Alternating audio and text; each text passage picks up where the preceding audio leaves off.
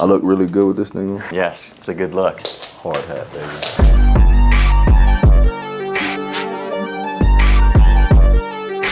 Tell them who you are and why do I have, what is this thing? It looks like a clown mask, by the way. Yeah, basically what we're gonna be doing is a brain scan, a type of brain scan called brain mapping. My background is in neurophysiology research, working with other neurotechnologies to actually train someone's brainwave activity. So once we do the measurement and we know areas of the brain that are underactive or overactive in certain frequencies, then we can go about putting together a personalized training plan. What I love about this tool is that it provides a way to track. Okay, here's what my brain looked like prior at baseline, here's how things changed. With like mental health, a lot of times peak performance training, there's more like subjective measures. But I think when people actually pair that with the objective science and have the visual, it's a really powerful addition. So this right here is an EEG cap. This measures the electrical activity of the brain from 19 different areas all across the scalp. Our brain communicates both on a chemical as well as an electrical level. So the different neurotransmitters that we were just talking about, dopamine, serotonin, it's a lot more difficult to reliably test our brain levels of the neurotransmitters. Like in research, they'd have to do like a spinal tap to really accurately do that. I use like a basic written questionnaire to actually identify certain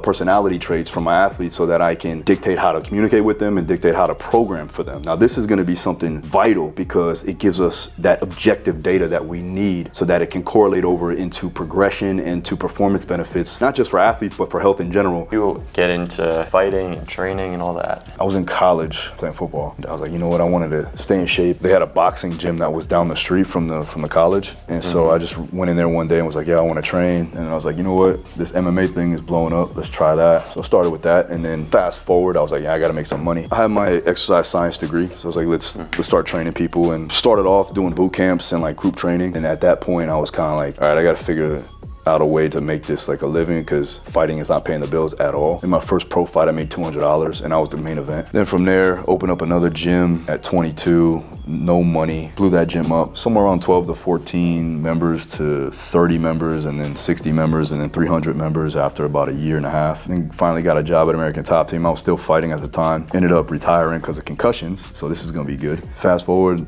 worked with well over 200 professional athletes, especially more so in the UFC, Bellator, 1FC type of world. So this is the EEG, this is the raw data. So each of these lines here is the electrical activity coming from a different area of your brain. So those ones up top that say FP1, FP2, that's the prefrontal cortex right here. Then it kind of works its way towards the back of your brain and then around the sides. And the reason that we convert it into the brain map is because this isn't really very easy to understand. Brain map basically converts all of this data into these heat maps so we can better visualize areas of the brain that are either under or over producing a certain frequency. Try clenching your jaw. So you can see that's all muscle artifact there. Try blinking your eyes a few times.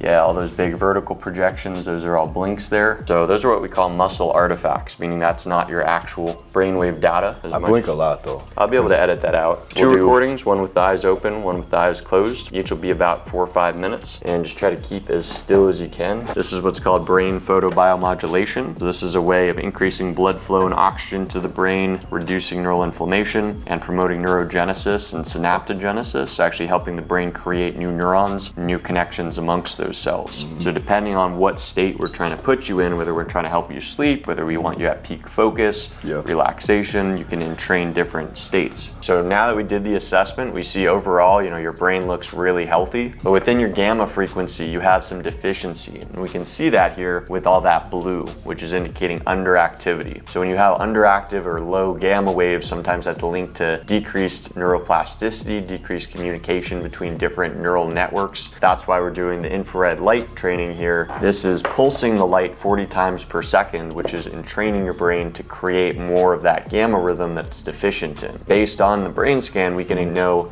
exactly which brain waves you either have too much of or too little of, and then tailor all the different training modalities specifically to your neurophysiology. If you get this test done, what if they don't have this? Can they do something physically or do like a drill or some type of game that will help, let's say with a gamma wave or a beta wave, alpha wave? Focusing on nutrition, sleep hygiene, cutting out sugar from the diet, reducing if people are eating dairy or gluten and they're sensitive, that can be causing low levels of neural inflammation. Really, neural inflammation is a big big limiter, really disrupts healthy brainwave signaling. We did the brain mapping. What did you see? And then also, what should I do to get better? And overall, you had a really great looking brain map. Saw healthy brainwave activity throughout all the 5 major frequencies, Gotcha. except a bit of deficiency within gamma. So some of the things that can be really helpful, something you're already doing, the binaural beats at 40 hertz. There's other entrainment technologies like audio-visual entrainment, neurostimulation, neurofeedback, which we tried out, where we can do specifically teach your brain how to create more of those gamma waves. So once it gets that repetition in, then it becomes better and better at creating those patterns on its own,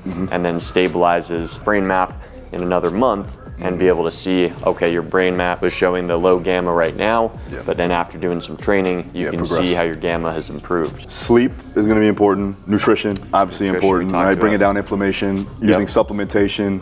Magnesium was a big one that you talked about. Electrolytes in general. Also, you can use adaptogens to help with cognition, neuroplasticity per se, maybe some cognitive function and some clarity. Training. What about training? What can you do physically? What can you do? So different types of physical training has really powerful brain impact. So like HIIT training, I've seen specifically really good for facilitating neuroplasticity. Specifically, actually sprints, they've shown really amazing brain benefits of doing sprint training. But then also cardio has its brain benefits too. Just exercise in general, getting the blood flow going, really critical for optimal brain function. The other one we didn't talk about that I love with using with clients is something called methylene blue. It was used as like fish tanks, as like a dye, but it actually really increases the mitochondrial activity, so greatly drives more blood flow and oxygen to the brain. It actually stacks really well with that infrared light therapy that we were doing, because the infrared actually activates methylene blue within your system. So they stack those two therapies. It's really powerful on a cellular energy production level. So better blood flow and oxygen means better brain performance. Love it. So infrared light